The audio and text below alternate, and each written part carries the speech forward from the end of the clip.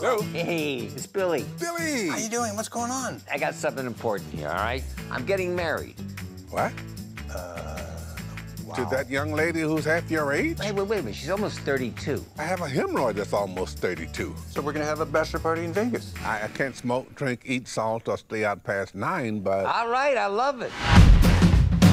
Pop, it's sweltering in here. Maybe I should just stay home. No, you don't have to do that. Your only job is to relax.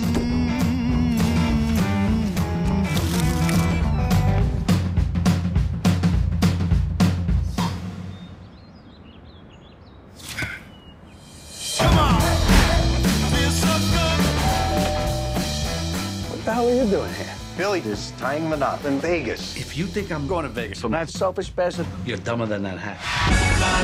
Welcome to Las Vegas. Relax, it's not like you invented it. How many times I gotta say I'm sorry? You can't say it enough. Sorry, boys, get away. Knock it off!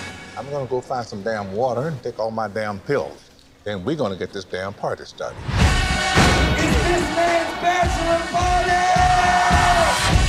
You know who's supposed to be staying here this weekend? 50.